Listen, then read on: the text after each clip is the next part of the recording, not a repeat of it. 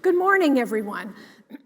I'm Ann Walters Robertson, Dean of the Division of the Humanities at the University of Chicago, and it's my distinct pleasure to welcome all of you to Humanities Day and to this year's keynote address. Today, we celebrate the Humanities Day both in person and virtually. This event is about the power of art, literature, philosophy, music, linguistics, and languages to advance civilization and ignite both your interest and your passions. Each year, Humanities Day presents the public with a snapshot of leading humanities research. This year's presentations by my colleagues touch on a wide variety of topics, including Hannah Arendt and the humanities, opera, environmental philosophy, queer medievalism, and a newly discovered Iron Age kingdom, and much more. Since 1980, we have congregated every third Saturday in October to share our in-depth research and insights into the humanities. This year, we welcome both loyal and brand new fans. You are here today because of your curiosity, eagerness to learn, and recognition that our contributions to civilization are foundational and essential. Our scholars' research advances what the humanities offers to each of us. After all, humanists are the ones who consider human issues beyond mere survival. Some have contemplated humanity through doing, making poetry, fiction, music, art, and many other genres and forms, while others preserve, reflect on, and teach these works to the next generation for the betterment of humanity. The perspectives of humanists have proved especially relevant during the global pandemic. As our faculty members contribute toward our understanding of ourselves, yesterday, today, and tomorrow, they are applying their skills as practicing humanists in unusual ways. You Chicago scholars are expanding the digital dictionaries of South Asia and the Middle East, which reach and benefit nearly a quarter of the world's population, including scholars, diplomats, journalists, business people, and countless others. Now, with a few flicks of their fingers, users can do research that used to take all afternoon in languages such as Persian, Kashmiri, and Urdu, according to humanities professor Gary Tubb. In the philosophical and ethical realm, Professor Martha C. Nussbaum, who was last year's keynote speaker, explores reconciliation and accountability for sexual assault in her newly published book, Citadels of Pride. She contends the hashtag #MeToo revolution was important and long overdue, but it hasn't yet resulted in full justice.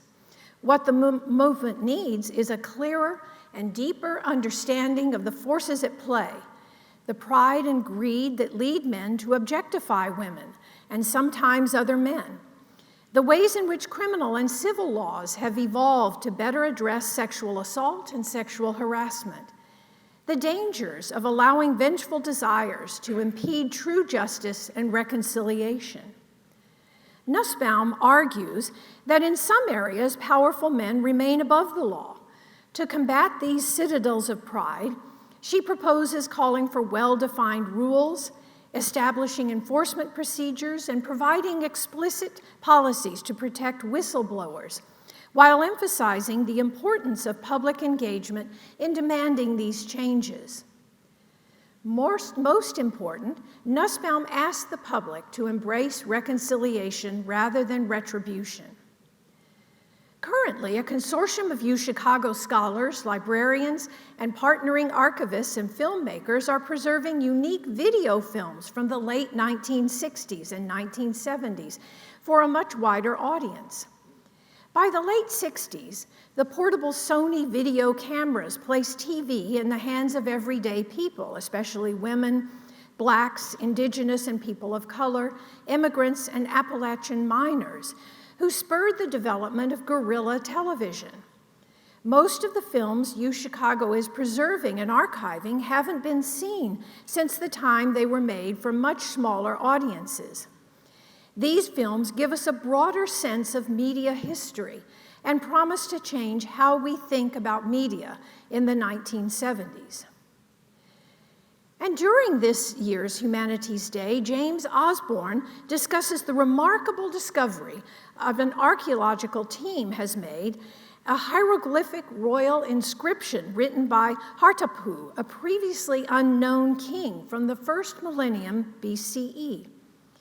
UChicago colleagues deciphered this inscription and established the site as a hitherto completely unknown capital city. In the inscription, Hartapu even claims to have conquered the kingdom of Phrygia, of King Midas fame. If this is true, then this kingdom would have been one of Iron Age Turkey's most powerful. Osborne describes the cultural and historical setting of Turkey during the Iron Age, and then presents the exciting discoveries of which he was a part that have completely changed our understanding of the geopolitical composition of this time and place. During the Humanities Day sessions today, you will understand how asking the right questions furthers our understanding of our own humanity, our cultures, and our civilizations. This pursuit of knowledge and meaning never ends. Our journey with these scholars who examine human experience builds on the solid foundation of the humanities across time and cultures. These multiple presentations illuminate the many paths UChicago humanities scholars explore. As a part of this celebration of the humanities, we select each year an outstanding faculty member to deliver a keynote address based on his current research. This year, it is my honor to introduce someone very special indeed, Wu Hung, the Harry A. van der Stappen Distinguished Service Professor in the Department of Art History, Director of the Center for the Art of East Asia, and Adjunct Curator of the Smart Museum at the University of Chicago. Wu Hung is one of the most renowned art historians in the world and the author of transformative art historical narratives, such as Monumentality in Early Chinese Art and Architecture, Remaking Beijing, Tiananmen Square, The Creation of a Political Space, and The Story of Ruins, Presence and Absence of Chinese Art and Visual Culture. After working and living in the Forbidden City for 8 years, from 1972 to 1980, Wu Hung pursued his love of art and art history, first at the Central Academy for Fine Arts in China, and then at Harvard University, where he earned his PhD in art history and anthropology. He came to UChicago in 1992 with the goal of building an Asian art program here. Among his many honors, Wu Hung delivered the Andrew W. Mellon Lectures at the National Gallery of Art in 2019. From 2013 to 2019, he researched and curated the contemporary Chinese artists and their art that are included in the Allure of Matter, Material Art from China exhibition, viewed at the Los Angeles County Museum during 2019, and the Smart Museum and Wrightwood 659 in Chicago in early 2020. The pandemic cut short its full run in Chicago and later led to canceled exhibits at the Seattle Art Museum and Peabody Essex Museum in Salem, Massachusetts. Currently, Wu Hung is working on several projects. One book concerns Chinese art from the dynastic time based on the 2014 lecture series he gave at the National Gallery of Art. Another book discusses contemporary art through the work of individual artists. His final concurrent project is to survey and study art history globally rather than regionally or nationally. Wu Hung wants us to look at the story of art through a broader framework which considers space and time and not just place. Throughout human history, works of art are associated not only with creative imagination, but also with constant destructive and reconstructive efforts. In his Humanities Day keynote address, Wu Hung reflects on the destruction of Buddhist sites in China during the early 20th century, conducted not as iconoclastic acts, but allegedly in the name of art. In his presentation entitled, "In the Name of Art, Destruction and Reconstruction," Wu Heng looks at the political and economic factors that undoubtedly contributed to such events. And he asks, was art historical scholarship itself also partially responsible for these tragedies? More important, how should today's art historians and museum creators deal with this painful past? Please join me now in welcoming my intellectually astute and engaging colleague. Ladies and gentlemen, Wu Heng.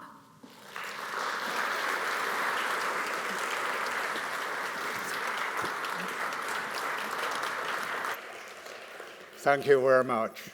And thank you, Anne, for this very kind introduction. Actually, you also introduced basically my theme of the talk, so you will hear some repetition about it. And it is certainly an honor to be part of this today's event. And also, I want to thank you, all people who are attending this event, both online and in person. Let me begin. This talk is about destruction of artworks and the possibility of bringing them back. And I will use Chinese Buddhist sculpture as my example. Such works, Buddhist sculpture, became a major form of Chinese art after the 5th century CE, when Buddhism was embraced by rulers and commoners alike. Deliberate destructions consequently began, often due to religious persecution and political struggle. For pious Buddhists who had to deal with these events, two common responses were to treat the destroyed icons as the Buddha's holy relics, or to attribute an icon's obliteration to its own miraculous conduct.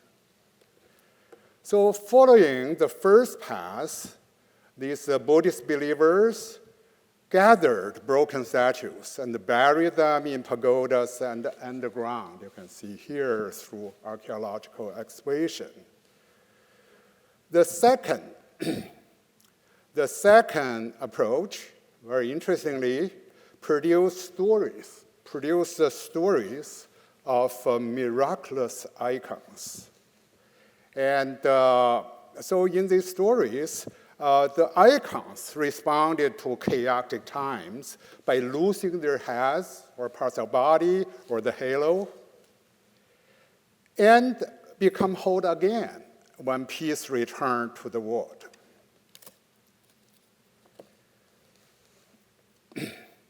Religious and political destructions of Buddhist statues have continued to this day.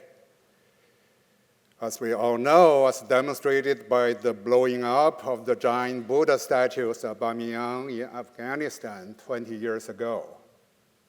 Also, like ancient times, people have tried to keep the statue's memory alive, even producing miracle-like art performances to resurrect those statues you can see here.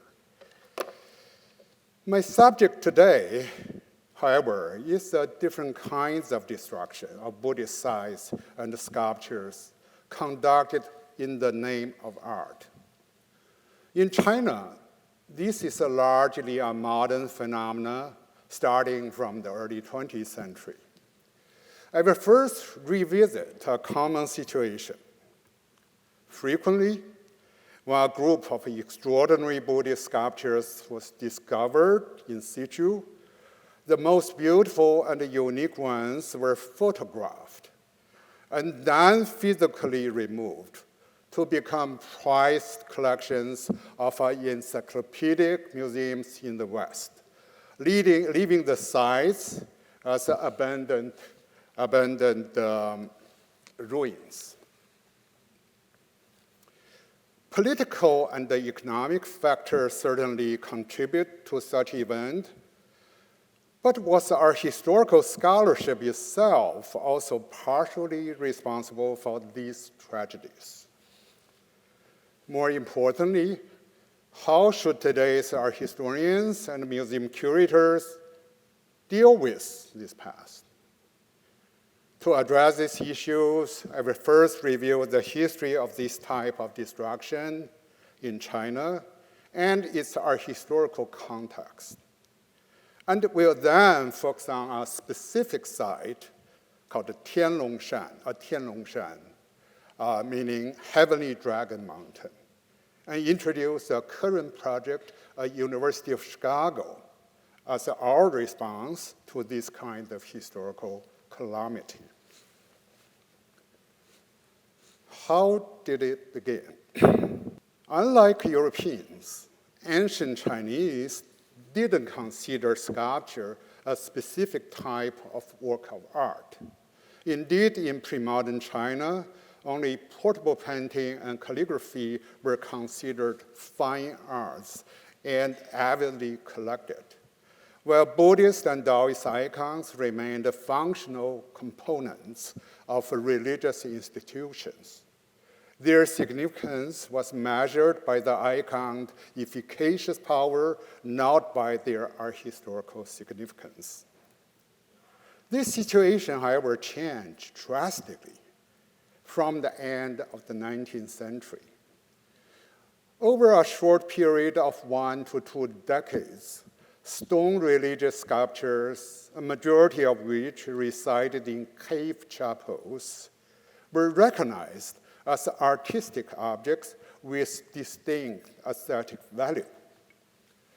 Scholars like Stanley Abbey have conducted miraculous research on this transformation. Their studies demonstrate that the change resulted from a series of discoveries of Chinese sculptures as works of art by Japanese and Western art historians, collectors, and art dealers. Mobilized by different agendas, these men all contribute to the dissemination of the sculptures and the destruction of their original context. Situated in the general development of art history, these discoveries in China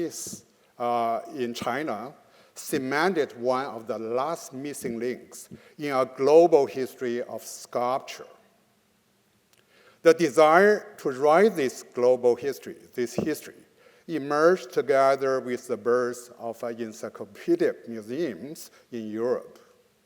By the middle of the 19th century, major European museums such as the Louvre and the British Museum had amassed considerable collections of sculpture works from different parts of the world.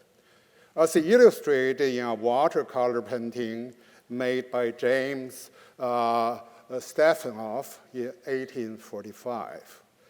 What we see here are stone sculptures arranged in a hierarchical sequence, progressing from the primitive Indian and Mexican images at the bottom to the perfection of classical Greece at the top. Chinese examples are absent, however. Ignorance of Chinese stone sculptures in the West continued into 20th century. Although by this time some European collectors had started collecting Chinese sculptures, they mainly focused on gilt bronze miniatures, which Chinese collectors associate with antiquarianism rather than art. Thus, when Stephen Bushell published his 2-volume survey of Chinese art in 1904, although he placed sculpture at the top of all artistic genres, he also proclaimed that, I quote, "There are no relics of carved stones in China to be compared in importance or antiquity with the ancient monuments of Egypt, Chaldea, and Susa." This statement, however, was misleading, was based on dated information. In fact, a decade before Bushell published his book, the Japanese art historian, The Japanese art historian Okakura Kakuzo had discovered ancient Chinese monumental sculptures on a research trip to China in 1893 and published his findings in 1895 and 96. Before taking this trip, Okakura had also believed that classical Chinese sculptures had long disappeared. He was astonished to find hundreds or even thousands amazing stone sculptures in the heartland of ancient China, the Dragon Gate grottos near Luoyang, and in the Baoqing Temple in Xi'an. Recounting his experience in his diary, he recalls that he cried out in joy as, quote unquote, the splendid sight of countless Buddhas suddenly emerged before his eyes. Here I need to briefly explain why Japanese scholars joined the effort at this moment to search for the lost sculpture traditions. We often consider it a Western effort, but actually not. A Japanese scholar joined this effort. This is because during this period, the Meiji Restoration from 1868 to 1912, Japan underwent a series of profound political, economic, and social reforms toward modernization and westernization. Western-style museums and art schools were established, as well as studies of art history and archaeology. The government initiated surveys of art objects in Buddhist temples and Shinto shrines, and transferred many such objects to newly built national museums. These initiatives stimulated Japanese scholars to search for the origin of Japanese Buddhist sculpture. Okakura conducted his 1893 trip exactly for this purpose. While Okakura's discovery is well known among art historians, a less talked about aspect of this event is that it also produced the earliest group of photographs of Chinese stone sculptures, which allow people around the world to see these works with their own eyes. These images were taken by Hayazaki Kokichi, a trained photographer and Okakura's nephew. Interestingly, this trip also transformed Hayazaki into an art dealer. His earliest art dealing was the acquisition of 25 Tang Dynasty imperial sculpture from the Baoqing Temple, which he and Okakura visited and photographed in 1893.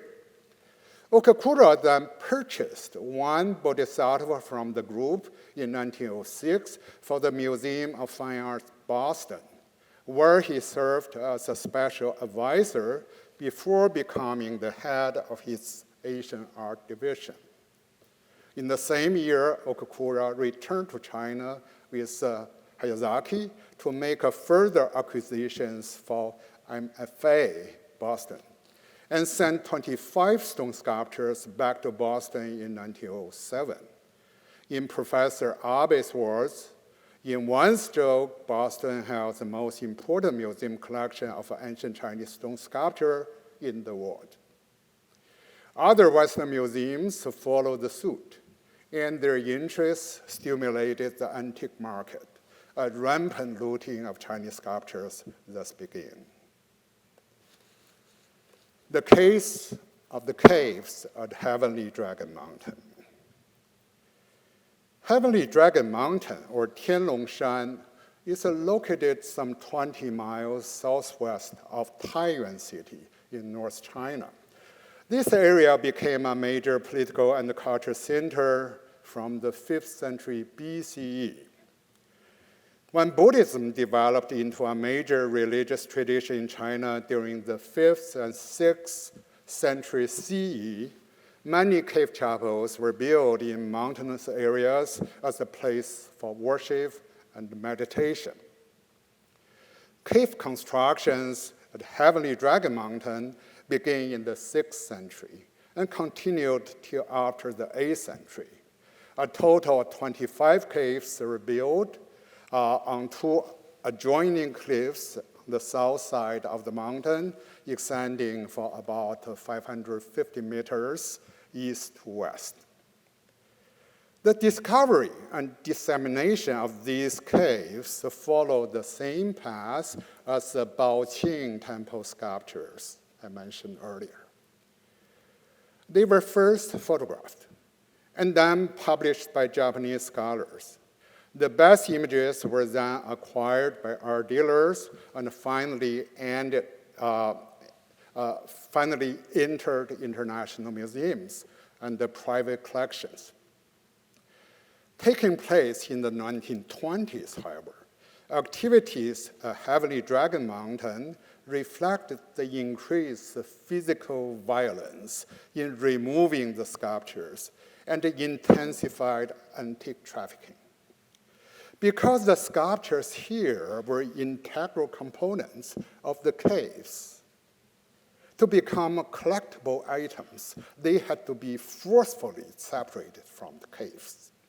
Indeed, among all Chinese Buddhist grottos that experienced such destruction, this site suffered the most devastating destructions.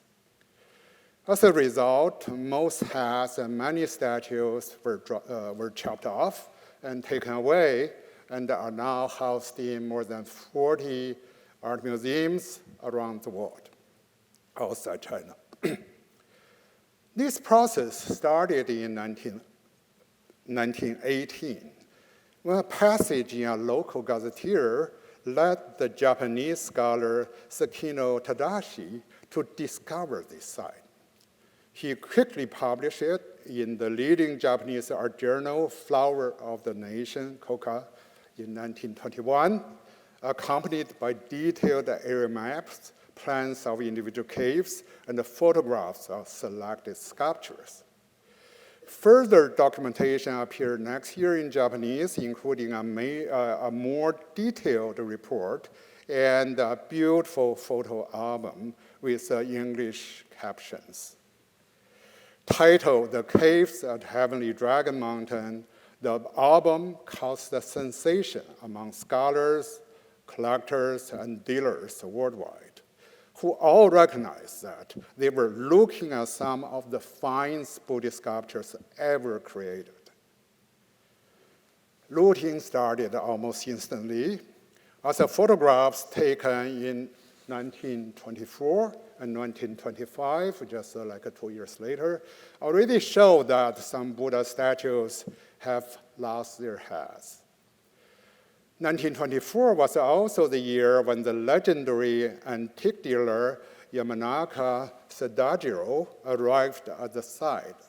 By this time, he had established full control of Yamanaka and Company, arguably the most powerful Asian art dealership at the time, with branches in 10 major cities in Asia, America, and Europe.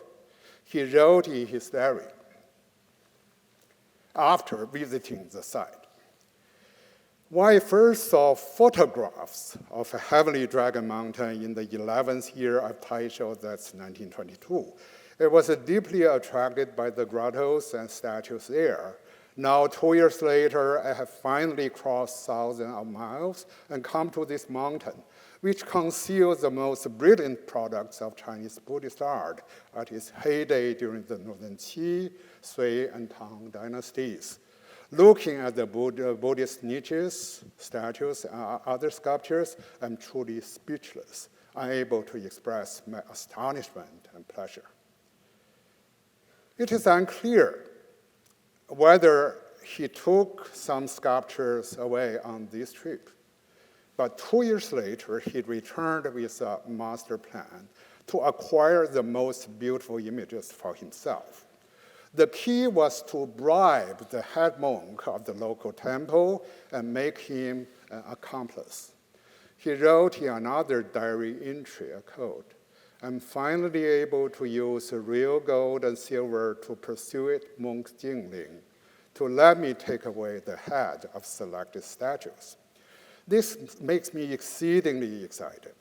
Every time I take worker to enter a cave and chop off a Buddha head, the kind of pleasure couldn't be surpassed by obtaining 10,000 taels of gold.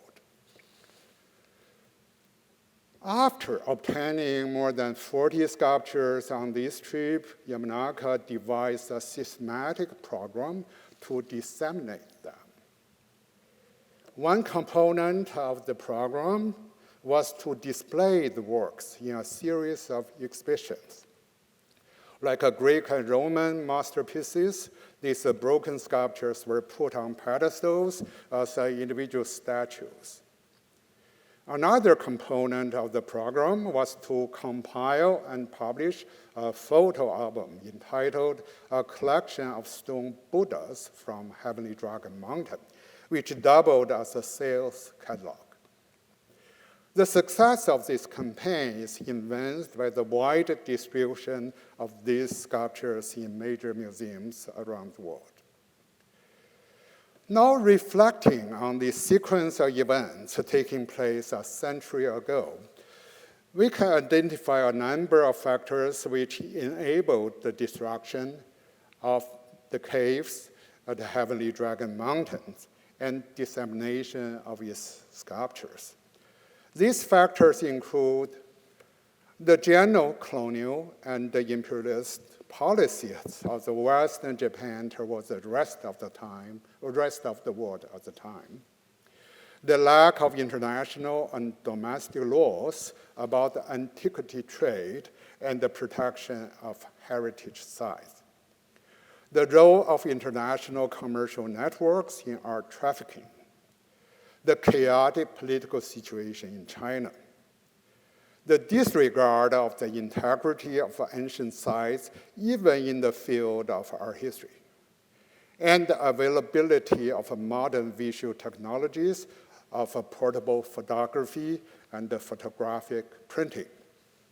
Here, I will briefly elaborate on the last two factors, which are directly related to the field, my field, of art history, both its past and its present. When I say that there was a disregard of the integrity of ancient sites, even in the field of art history, I'm referring first of all to the absence of protest. Even in absence of protest from scholarly community against the removal of the sculptures. Some scholars did express a certain remorse. Sakino Tadashi, the discoverer of the sites, wrote in a preface for Yamanaka's 1928 catalog. He recounted his discovery of the cave complex and expressed his extreme regret at the site's fate of destruction. But such regret didn't prevent him from collaborating with Yamanaka because, in his words, the catalog would be, I quote, a praiseworthy undertaking by which the true state of the cave chapels would be handed down for generation to generation, unquote.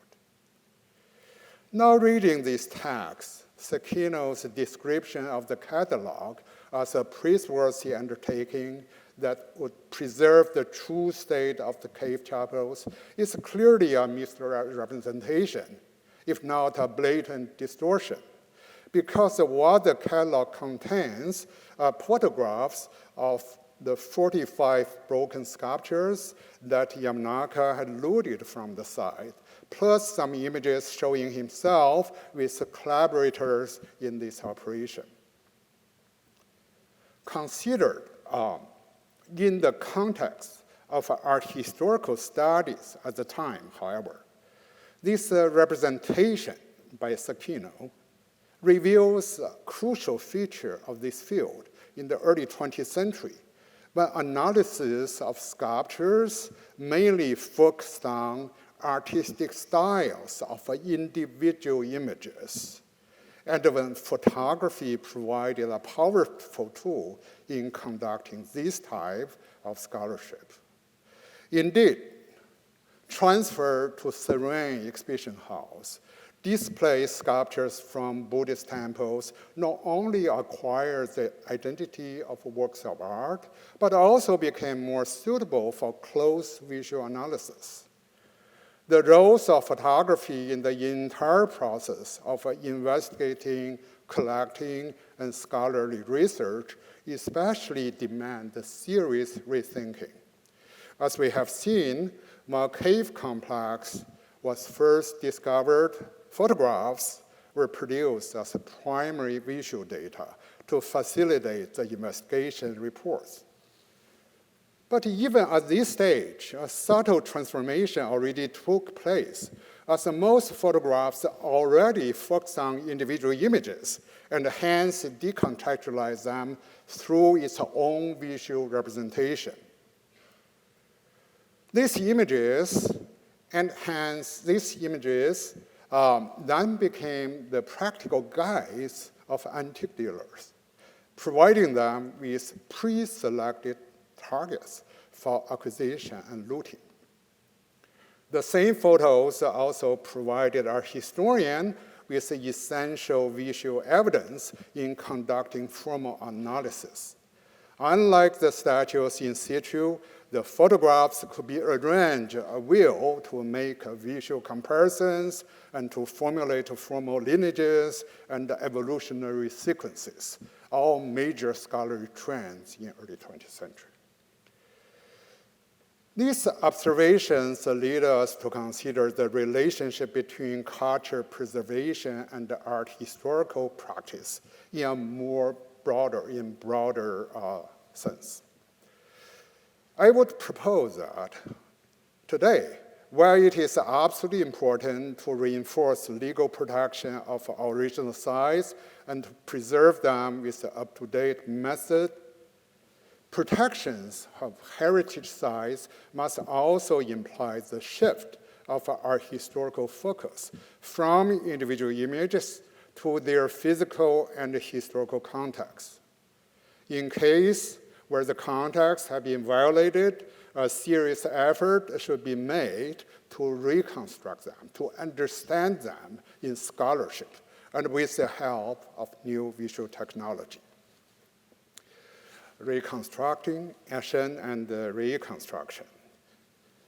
In terms of sculptures of Heavenly Dragon Mountain, these new kinds of contextual thinking first emerged in an article published in 1965, co-authored by Professor Harry A. van der Stuypen, who taught East Asian art at the University of Chicago from 1959 to 1991, and his former student, Marilyn Ray. As indicated by the article's subtitle, one of its main goals is to reconstruct the destroyed caves on paper. Since no Western scholars could travel to China in the 1960s to examine archaeological sites, the two authors developed this project on the basis of historical photos and verbal accounts. Devising a spatial sculpture for part one of the article, they grouped broken sculptures under individual caves. You'll see cave 1, cave 2, cave 3 here. So the structure became caves, right? As such, these scattered images were reconnected by their shared setting, even though this setting was still only implied. It was still impossible at the time to fully realize the potential of this contextual approach, which would require more detailed information about the sites, closer collaboration with Chinese scholars, and a more advanced technology to help reconstruct the caves. All these conditions were absent in the 1960s. These conditions gradually emerged after the end of the Cultural Revolution in China and the Cold War throughout the world. Collaborations between Chinese and Western art historians and archaeologists became a norm, especially after the 1980s. Contextual approach became a mainstay in art history in general in this country as well. Well, at Heavenly Dragon Mountain, systematical surveys were conducted from 1988 to 2003 by Chinese archaeologists, resulting in a detailed archaeological report containing the precise measurement and drawings of all the caves. Due to the incomplete information about the displaced sculptures outside China, however, its authors didn't attempt to reconstruct the destroyed caves. To assemble this missing information and, more importantly, to reconstruct the caves with the new visual technology of 3D scanning became the goals of a project at the University of Chicago called the Tianlongshan Cave Project. It was launched by the Center of the Art of East Asia in 2013 during the center's 10th anniversary. As a branch of the Department of Art History in the Division of the Humanities, the center organized a variety of programs, including conference, symposia, publications, student travel research, postdoctoral fellows, visiting scholars, and students from other universities and countries, and large research projects.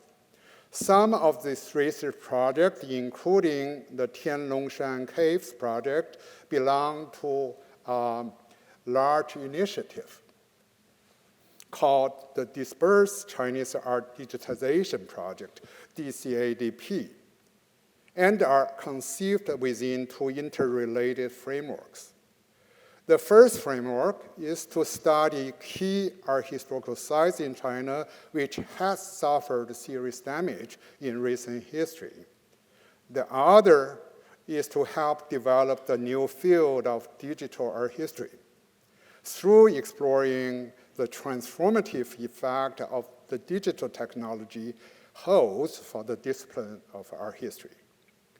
The central idea is that while we cannot undo history, we may be able to remedy historical tragedies with the help of new art historical approaches and modern technology. Through conducting the Tianlongshan Caves project and other projects, we have developed a working process. Dr. Catherine Jiang, the center's deputy director, and a former student of Professor van der Stuypen, has been the central figure in developing this program. I would like to use this opportunity to thank her for playing this role, and also thank many foundations, institutions, and the individuals who have supported these projects, especially a recent grant from Cyrus Tang Foundation.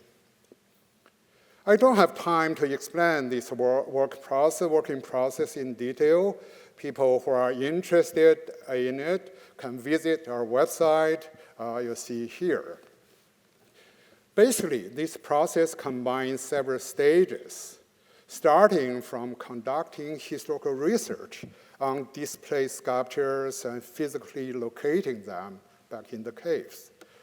We then collaborated with museums around the world which hold these displaced sculptures, and then to scan these objects to produce 3D images. These are just a partial list of these institutions we have been working with. At the same time, we also collaborated with the Chinese archaeologists and institutions to scan the damaged sites. So there are two sets of scans. One of the images, another is, that's the images in the museums, and here is scanning this in situ. The next step was to establish database and a bilingual website to store and share the entire data collection with scholars and the researchers around the world. It's already online.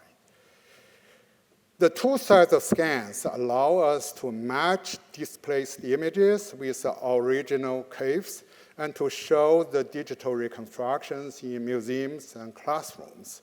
and through any public venues. Based on our experience over the past 18 years, one valuable aspect of this process is that it combines research and education, their publication and the exhibition and conservation and preservation. And all these aspects into an interdisciplinary program.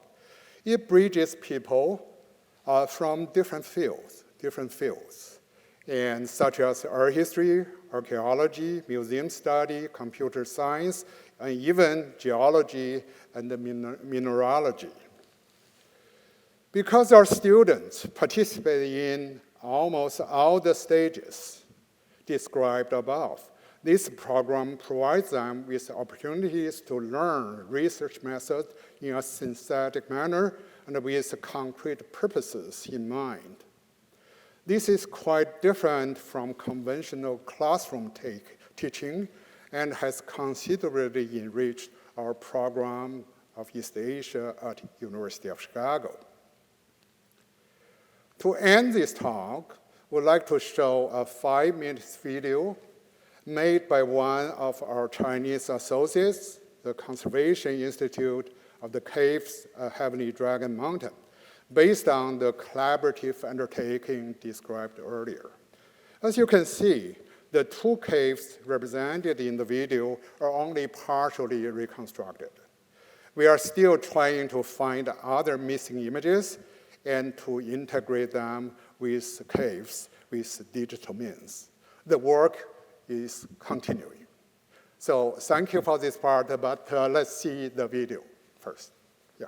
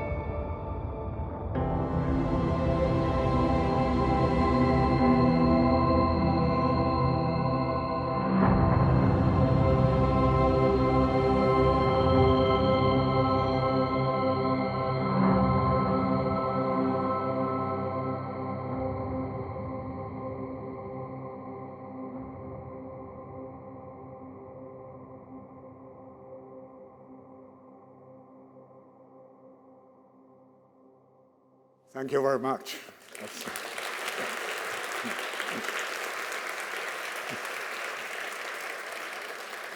Thank you very much.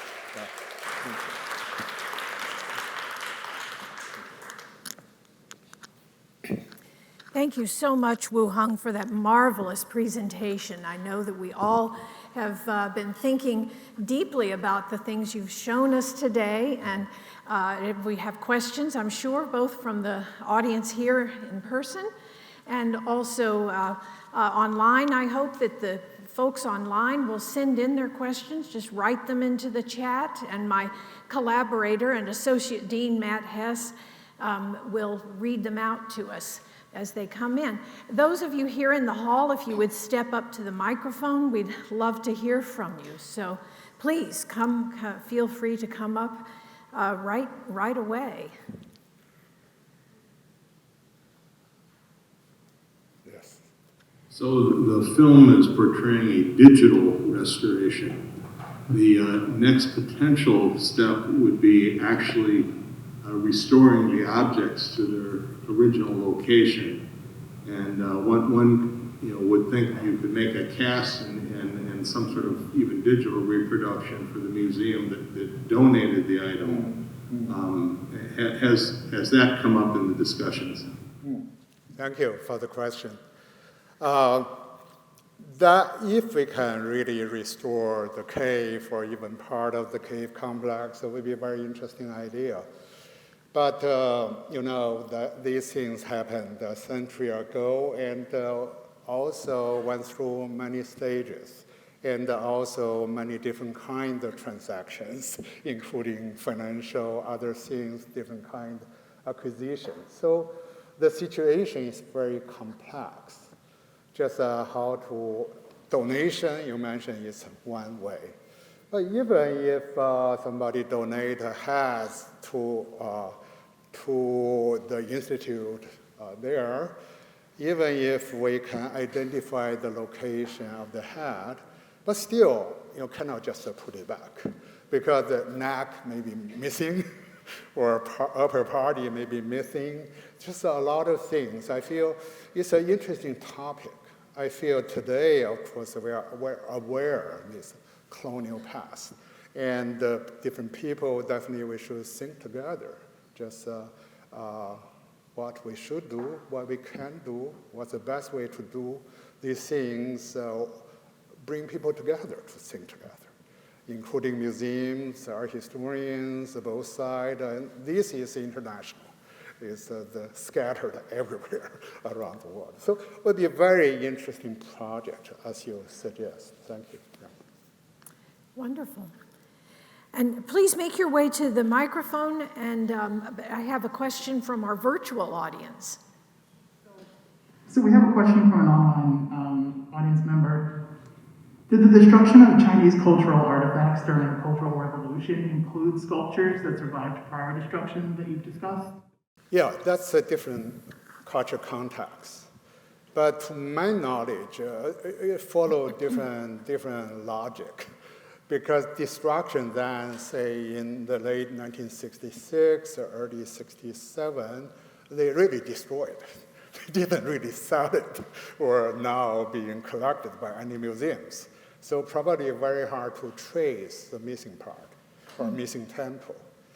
But also during that period, actually the major museums, the major sites classified as a top, like a heritage sites, many of them were preserved.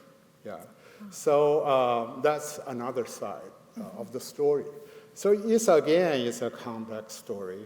But if we discover the objects or sculptures which were destroyed during the Cultural Revolution, we found it. Of course, we'll scan it, we'll consider its original location, just treat it like what we have been doing.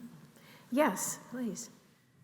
Hi, Professor Wu. On the topic of contextualizing, context to understand, I was wondering what you make of the claim that museums would remove objects from their context, kind of in like the wild, so that they can be preserved and maintained.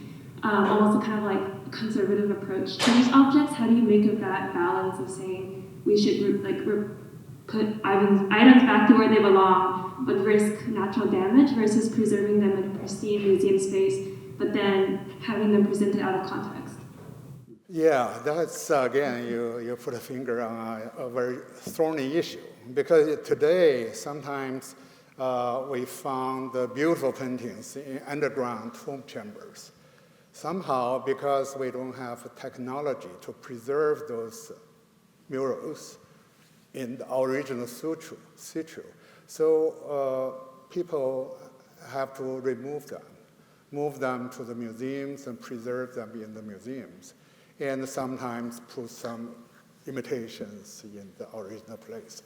So that's different from looting or something, but still it's about the image and the context. But I feel the bottom line is the context is very important. If for scientific preservation reasons you have to remove it, you have to make a very careful recording.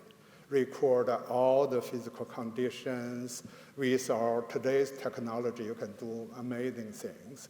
Even just fragments, everything had to be carefully recorded for, not just for ourselves, for future generations. So they can sort of reconstruct the place when they have the technology or they can study them. Yes, thank you. And now we'll go to another virtual question, and then we'll come to you. We had a question from an online audience member about uses of newer technology, including artificial intelligence, that might be used to recreate some of those pieces that are still missing from your recreations. About newer technology. Right, if things like artificial intelligence could be used to create those pieces that are still missing, or to give you an idea of what they look like. Very interesting, yeah. That's definitely a possibility. For example, we now, Professor Lee is there and Cassie is there. We are now we're developing another project, and one major piece removed from a major cave, beautiful, is called the Emperor's Worshipping the Buddha in Kansas City, in Nelson and the Atkins Museum. So that piece, if you go to that museum, you see a beautiful sculpture there in the gallery. But actually it's entirely reconstructed. Probably it's only 50 to 60% really is real. The others are fillers or whatever, just made beautiful. And we have a lot of little fragments in the museum and in China, in the original cave. So how to deal with these little fragments and this painting? Sometimes we feel like just 2 eyes or 2 arms are not enough. Even 3D scanning, not enough. You say these artificial intelligence or something helping to analyze these fragments and put them together in a more imaginative or new way. That really is the future we really want to know more. And we need a collaboration from scientists and computer specialists and many people. Yeah. Thank you. My question will be in regard to whether there will be a transition from a temporary exhibits to permanent installation. I'm asking this question because I understand as one of the most important and famous Buddhist grottos in China, Dunhuang grottos. Well, the Research Institute of Dunhuang have already established a permanent exhibition hall down at the foot of the mountain with totally digitalized exhibition of their Buddhist caves. So the tourists who wants to visit the site would first go into that digital exhibition, and then they will proceed to the actual site. In terms of our projects at Tianlongshan, Xiangtangshan, do we have a similar plan to establish a permanent installation at the foot of the mountains? Thank you. It's a very interesting, again, the matter for discussion, because these virtual museums, virtual caves are being built or developed by different institutions. And each place has a different situation, also different methodology. Like the Dunhuang caves, You just mentioned the situation is somewhat different, as you know, probably. Just the caves are not really destroyed, most of them. The damage is very local. So what they need to do, or what they're doing, is to preserve the existing caves. And because the paintings, sculptures are fragile, so they are building these virtual caves, as you described. But here, Xiangtangshan is different. The caves have been destroyed, basically. So I have been thinking about the possibility, actually talking to people. Probably they can build a museum in situ, maybe even underground. You don't have to see it. Because the cave is still there. You have landscape, you have location. It's a beautiful mountain anyway. But in this hidden museum, you can see the digital reconstructions. So the visitor can sort of combine these two sets of experience and see the digital reconstruction. Maybe some has some fragments there, but then see the caves. As I said, we cannot undo history. We cannot imagine we can have a cave totally rebuilt. That's not the original cave. So just how to bring our work to the site, I think you implied that. It's, again, very important. Thank you. All right, thank you. And we'll have a virtual question now. So a question from an online audience member. Digital reconstruction is in many ways recreating and reimagining the originality of the artwork. Could you talk more about how digital reconstruction would facilitate questions on artistic originality in new ways? We don't try to reconstruct the original look. We try to reconstruct like a 20th century look, because these caves were created in 6th century. So we are not attempting to really rebuild this cave as a new one, but really the time, the temporality or state before its destruction. Because then we have photographs, we have some records, all from early 20th century. So really we try to create this work really belonging to a specific historical stratum, not really to the original. But I think as the person who asked questions suggests, from this kind of reconstruction, we can then think about the original appearance. Because right now you have no way to even imagine that if you go to the cave. So I feel that's an important step, just first reconstruct the time before destruction. Another thing I'd like to mention is that this kind of reconstruction is not limited to this digital one, including our museum display. Like right now, if you go to different museums, you only see the head there. I feel this information can be somehow presented in the gallery. Like if you go to the Met or you go to Philadelphia, or you have some information, even like a digital reconstruction, just next to this statue. So the visitor can see, again, both. So get more information about the work. I feel that's all part of this larger plan. Yeah. I'm only going to be able to take one more question, I'm afraid. So thank you, though, for being with us and waiting there. And I hope maybe you can talk to Professor Wu Hung a little later. Thank you. Go ahead, please. Hi, I'm a high school student here in Chicago, and as someone who's interested in history, what advice would you have for students who are interested in the work that you're doing right now? Or what advice would you have for us to get involved, potentially, in our future? Thank you for coming first, for your interest in this event. There are many possibilities. Maybe just still follow today's talk. I feel there are many things even between disciplines. Like one of my projects, just how to bring art history, archaeology, and other things, computer, together to do some kind of project, collaborative. I feel this is very interesting because it really solves two kinds of issues. One is we have some real issue here with all these expertise. We can find a solution. Another is really this disciplinary division is a historical phenomenon. So now we have to see the ways if they can develop ties. It's not to diminish disciplines or fields, but find multiple ties. So that's another, just a rather abstract, but answer your question is a bigger questions I'm thinking about. Thank you. Thank you for this question. Yeah. All right, I think that we should end our session now by thanking Professor Wu Hung. This has been marvelous. Thank you. Thank you. Thank you very much. It's a pleasure, really a pleasure. Yeah, thank you.